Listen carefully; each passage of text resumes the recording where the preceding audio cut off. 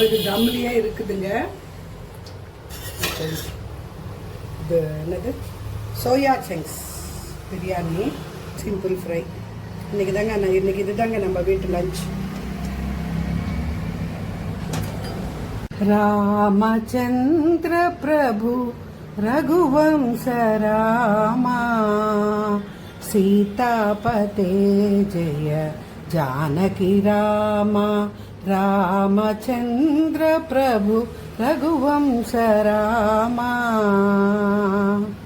அகல்யோத்தாரக சுகுணாபிராமா ராவண சம்ஹார கோதண்ட ராமா அயோத்திய ராமா பட்டாபிராமா அயோத்திய ராமா பட்டாபிராமா நவ நவ கோமள ஸ்ரீ சாயி ராமா நவ நவ கோமள ஸ்ரீ சாயி ராமா சீதாபதே ஜெய ஜானகி ராமா சீதாபதே ஜெய ஜானகி ராமா ராமச்சந்திர பிரபு ரகுவம்ச ராமா. வணக்கம். இன்னைக்கு நம்ம வீட்டில் சோயா சங்க்ஸ் வச்சு ஒரு பிரியாணி.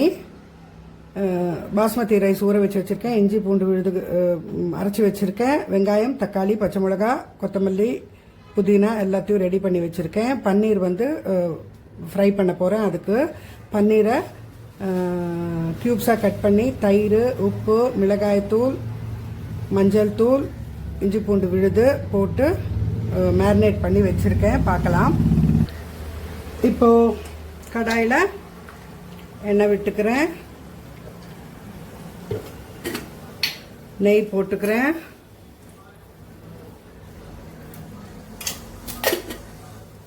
இதில் இந்த மசாலா சாமான் பட்டை, ஸ்டார், ஏலக்காய், லவங்கம், பிரியாணி இலை,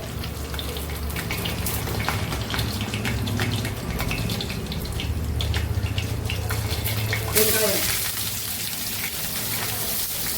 நான் இதுக்கு ஒரு மூணு வெங்காயம், ரெண்டு பெரிய தக்காளி, 3 மீடியம் சைஸ் வெங்காயம் கட் பண்ணியிருக்கேன். வதக்கிக்கிறேன்.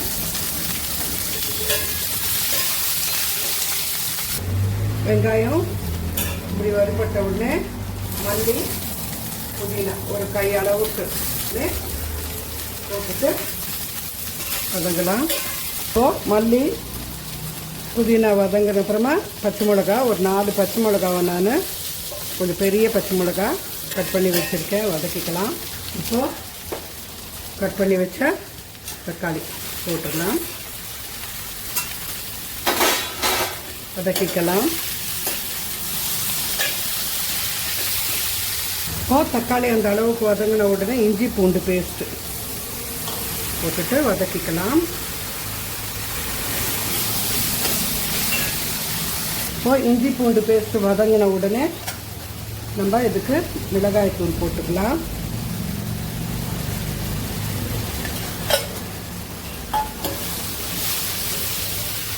நான் 1 ஸ்பூன் போட்டிருக்கேன்.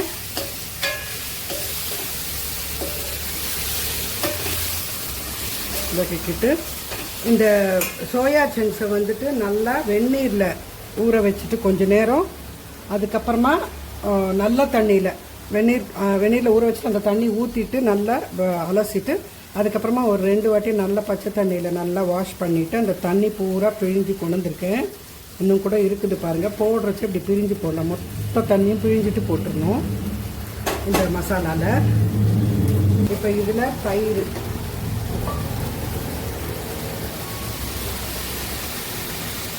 நிறையா நீங்கள் ஒருவேளை புளிச்ச தயிராக ஊற்றிக்கிறதா இருந்தால் தக்காளியை கொஞ்சம் குறைச்சி போட்டுக்கோங்க.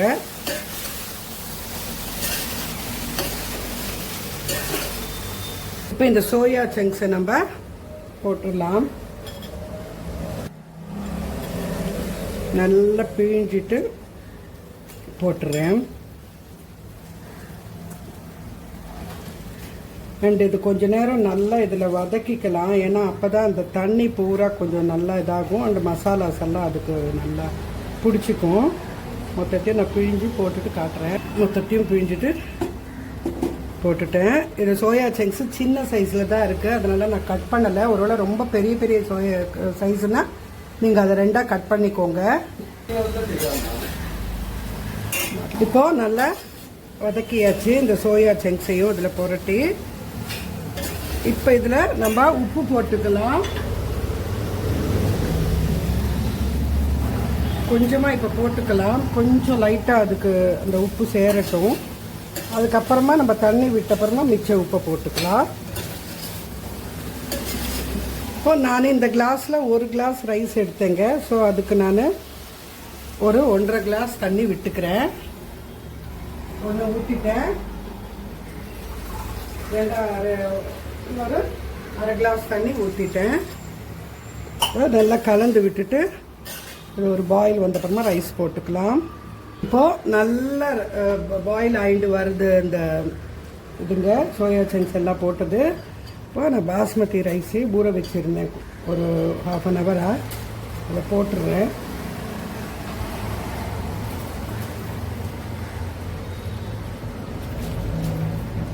மொத்தத்தையும் போட்டுறேன்.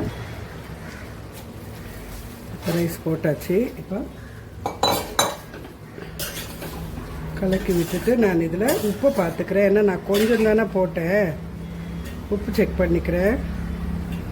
ரைஸ் கம்மி, சோயா சங்க்ஸ் ஜாஸ்தியாக இருக்கிற மாதிரி இருக்கு இல்லைங்க. நம்ம வீட்டில் கொஞ்சம் ரைஸ் கம்மியாக சாப்பிடுவோம்.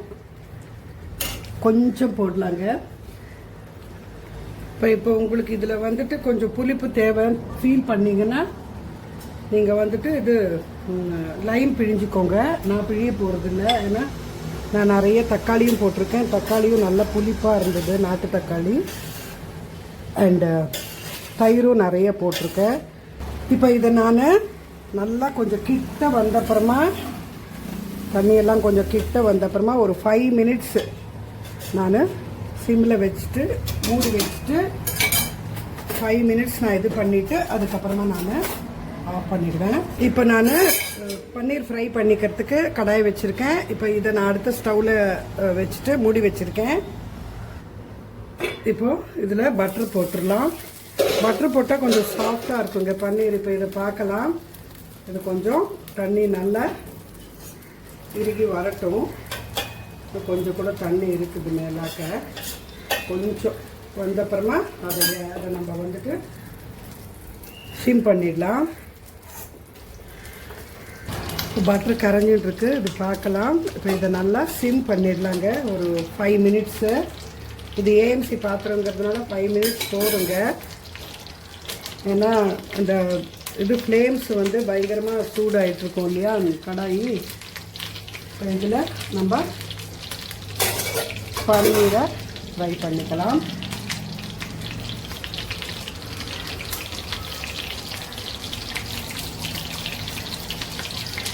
கொஞ்சம் தயிர் தண்ணியாக இருந்திருக்குங்க, அதனால் கொஞ்சம் தண்ணியாக இருக்குது. அப்படியே போட்டு நான் பொரிச்சுடுறேன். உப்பத்தையும் போட்டுருவேன்.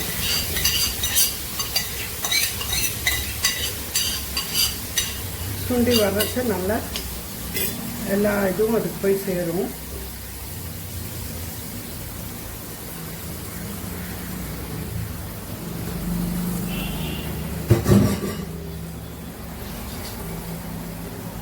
ஃபைலில் வச்சுக்கிறேன். ஃப்ளேம்ஸு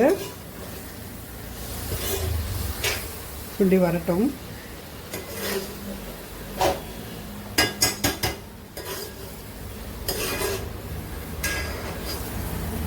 வேணுமென்னா நீங்கள் இதில் இந்த டொமேட்டோ சாஸு, சில்லி சாஸு அதெல்லாம் கூட மேரினேஷன் பண்ணிவிட்டு அப்படியே வறுத்துக்கலாம். நான் அதெல்லாம் பண்ணலை, தயிரே நிறைய போட்டிருக்கேன்.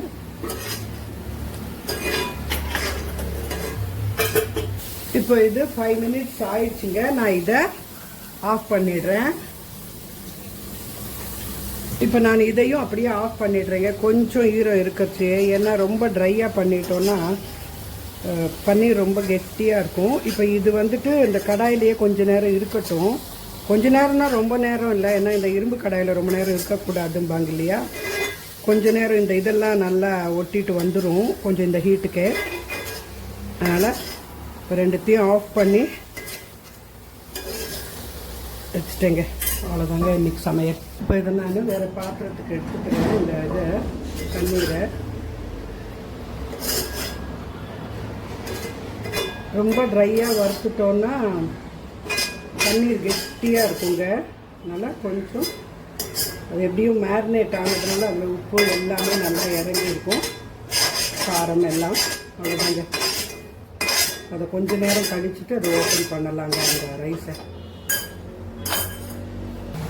இது தம்லியே இருக்குதுங்க. இது என்னது சோயா சங்க்ஸ் பிரியாணி. இது கொஞ்ச நேரம் ஆகட்டும், இன்னும் கொஞ்சம் தம்லியே இருக்குது. பன்னீர் சிம்பிள் ஃப்ரை இன்னைக்கு இதுதாங்க நம்ம வீட்டு லஞ்ச்.